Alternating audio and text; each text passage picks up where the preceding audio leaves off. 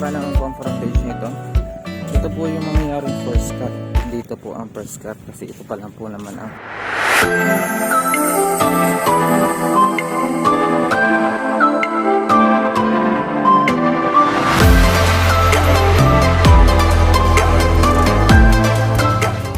so guys, nandito tayo ngayon sa Kapaluhan. So nandito tayo sa property na beachfront sa Barangay Kapaluhan. So yan po ang ating view. Dito papakita ko po sa inyo yung dagat. So bali ito po ay 9 hectares. Pwede tayong mag-cut dito ng kahit 1 hectares. So medyo may kalayuan nga lang din po talaga ang biyahe dito. Pero pag nagpunta naman po kayo ay worth it. So ganito po ang buhangin niya. Kita niyo po, pinong-pino po yan. Wala po yung bato-bato. So ayan. And flat land naman po yung kanyang area. Ayan po, kapantayan po yan. So dito yung beach niya. Ayan. Ayan po. So ito ay medyo pa-low tide na. So na yung ating beach.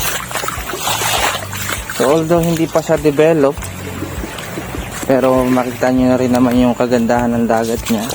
So yan pong dagat na yan, hindi po yan yung mabato. So dito naman po sa areang ito, o yung kalapit po ng property, ay dyan po, malapit po sa property ni Pomoy po, yung Marcelito Pomoy po. May nabili din po kasi siya dito ang lote. Yan po sa pagitan po ng property. So ito yung malapit po dito sa lamesang bato, yung nililiguan po doon. And ayan po. So hindi pa nga lang po ito accessible ng sasakyan. Pero i-develop din naman po kasi ito. So kasi ito yung tinatawag po dito sa Calawag na tourist spot po na pinupuntahan din po talaga. So although mahirap talaga ang pasok ng sasakyan, pero kung gusto niyo naman magbakasyon kahit pa paano, pwede niyo puntahan dito. So tingnan natin yung alpaan. So yan pong buhangin niya. Makita niyo naman talagang pino ang buhangin. Yan. Kita natin din. So ito may bahay naman na dito, kaya kahit abutin kayo ng gabi, pwede tayo dito makituloy. Yan po sa bahay.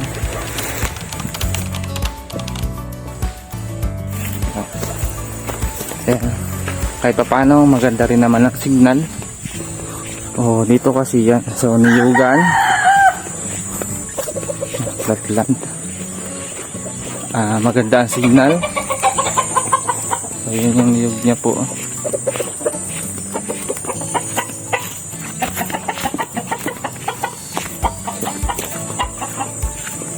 Dito.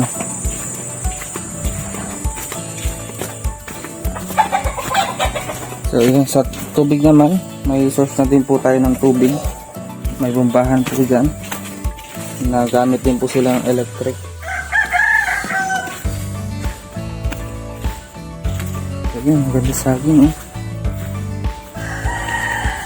So yun po. Ano pa dyan? So doon, pupunta natin yung area doon kasi mayroon tayong kasap ng kliyente. Natin yun.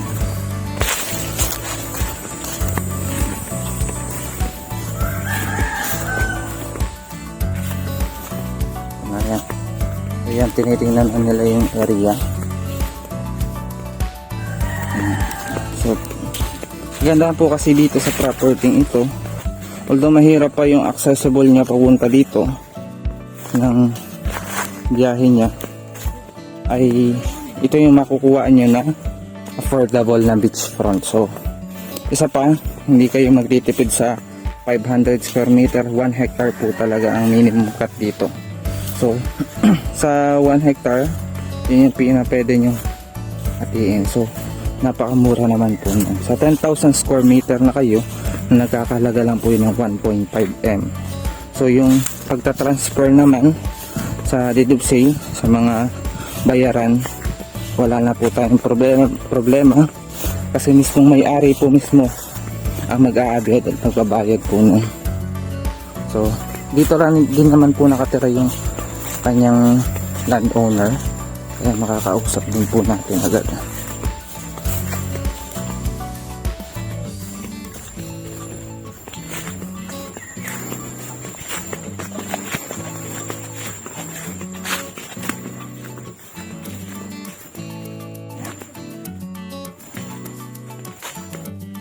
So dito sa area nakita ko may linyahan din naman pala siya ng kuryente. So, may makukuha din po siya linya. Doon yan sa bahay na nadun po. Allocate dito sa property. So sa tubig, okay na tayo. Sa kuryente, signal, meron din po. So hindi naman siya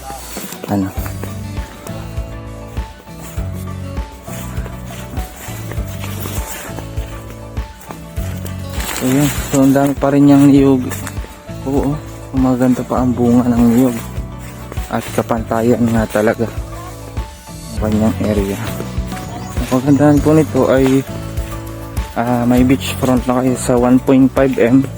Meron na kayong malawak na farm, tas may beach pa. Although yung hassle nga lang din naman pagpunta dito ay okay din naman kasi hindi rin tayo basta makakuha ng beachfront na 1 hectare na 1.5M lang. So pag bakasyonan talaga ang hanap niya at magagawin semi-resort, suggested po ito. So dito po yung daan natin, dyan po yung daan papunta po dito sa property. Ito yung pinaka right of way po niya na simula sa barangay road po doon sa cemented road, papasok po dito. So pag by land kasi ang lalaanan po natin, babiyahe, maglalakad po tayo. So may titigilan tayo dun sa labas dun, lalakadin po natin yung nasa less 15 minutes papunta dito sa property.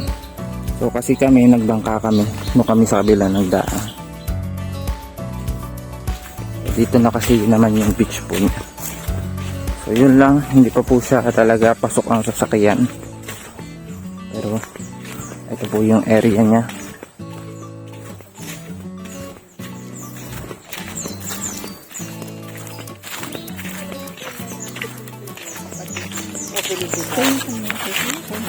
Hindi, sa kanya lang po ito na pundar niya po ito.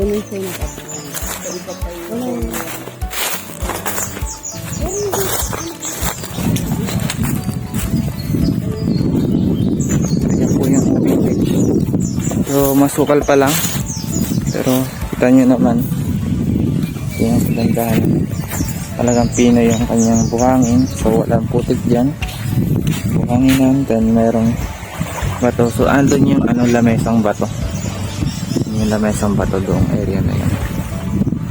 Ayan, buti maganda ang dagat ngayon, kalmado. Ayan.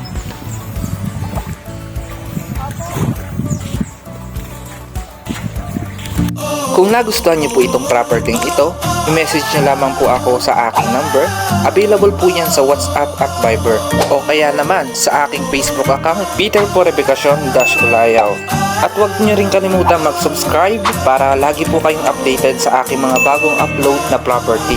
Baka sa kasunod na upload ko, ayun ang farmland na hinahanap mo. Yun lang, maraming salamat sa panonood.